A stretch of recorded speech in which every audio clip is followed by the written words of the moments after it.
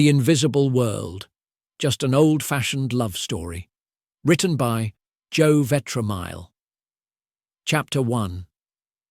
George Papa Ridley, a man in his early 60s with a shock of white hair and a rounded belly, hurried through the sterile corridors of the hospital.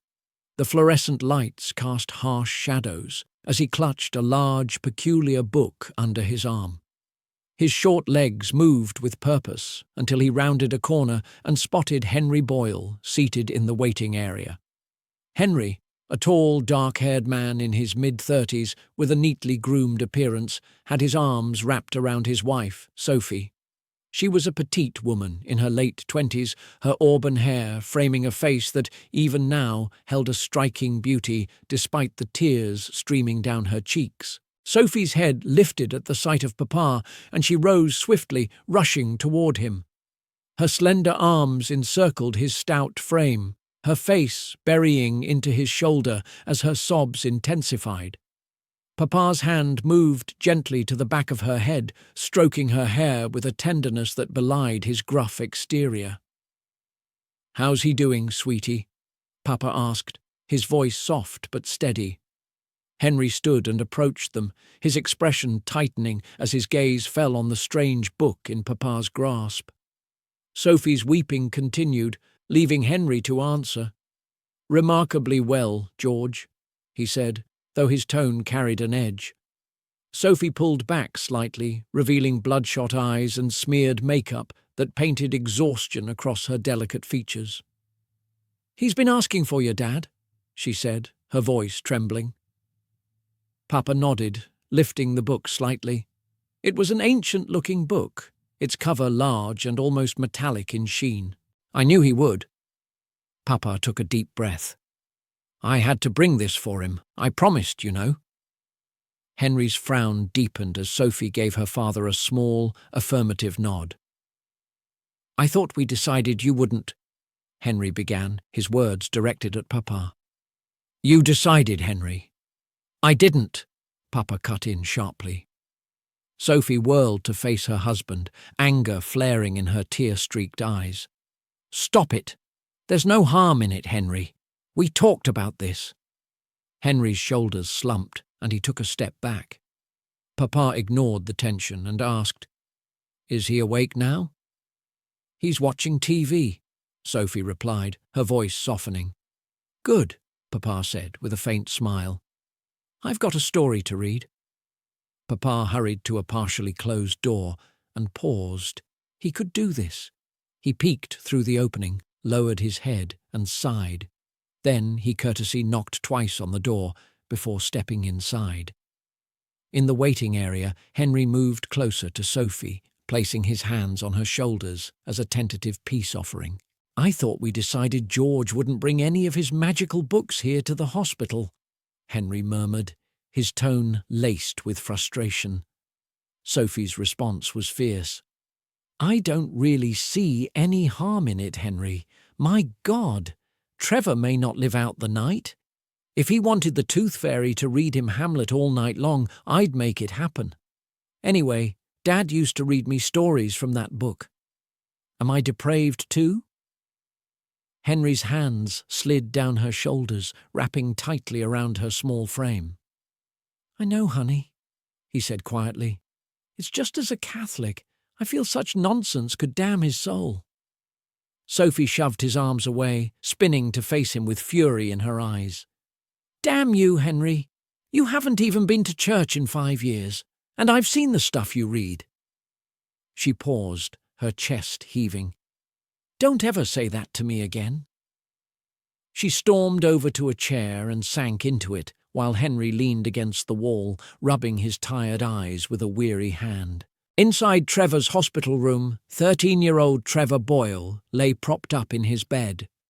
His dark, curly brown hair framed a pale, greyish face, and his green eyes flickered with disinterest as he watched the television. Tubes snaked from his right arm to IVs, a constant reminder of his fragile state. But when he noticed Papa standing by the door, his expression brightened. He opened his mouth to speak, only to be overtaken by a harsh series of coughs.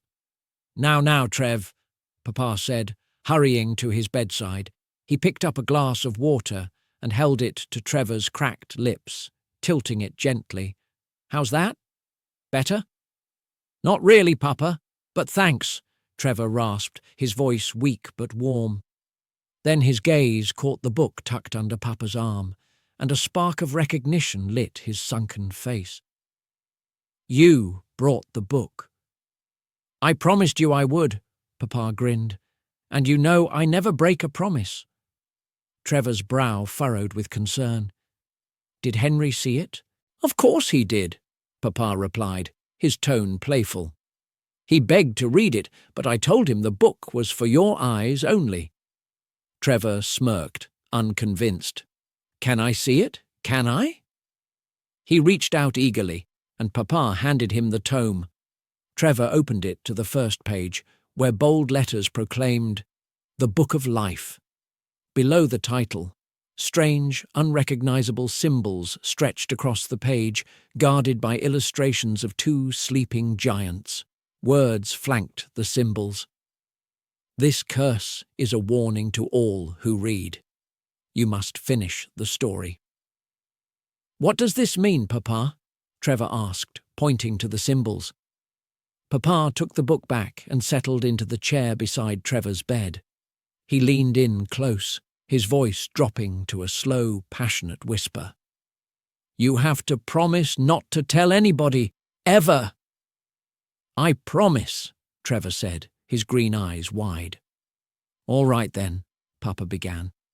These symbols serve as a warning to anyone who begins reading a story from this book and doesn't finish it.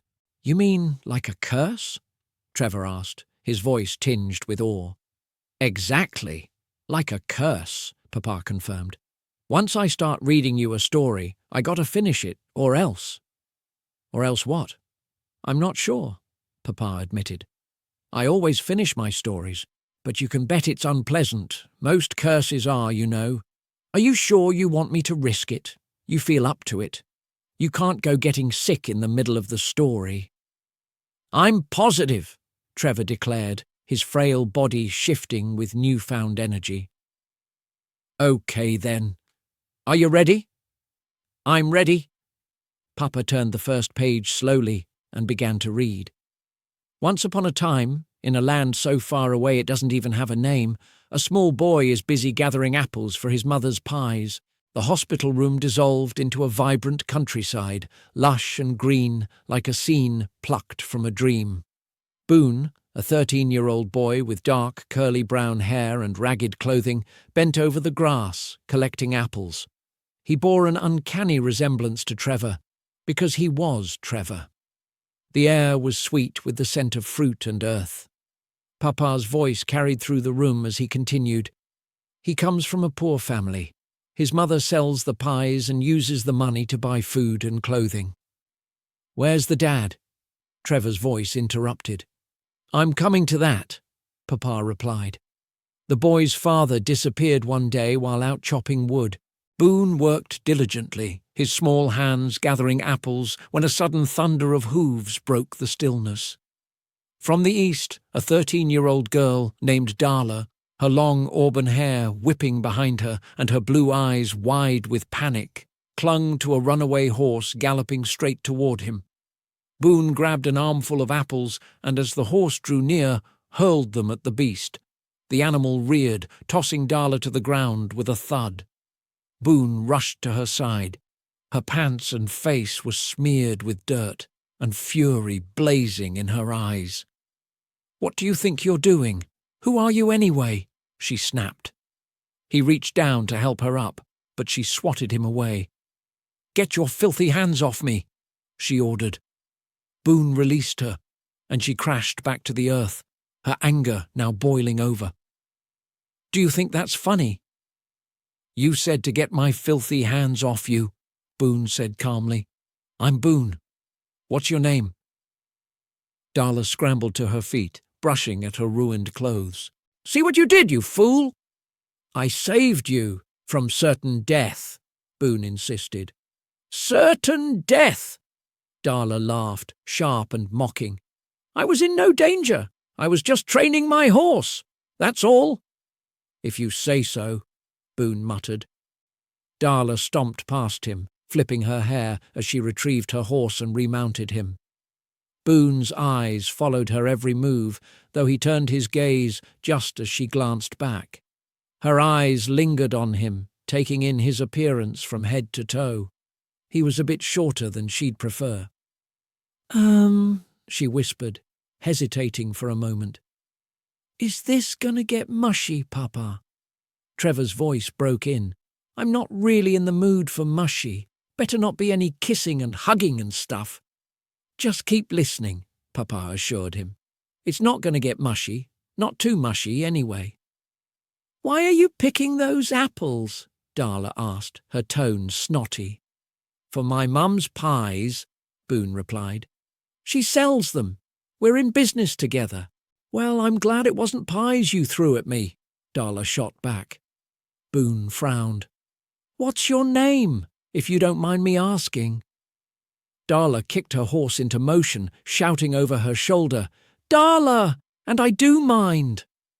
She rode off, leaving Boone shaking his head. "Next time I'll throw skunks," he muttered under his breath.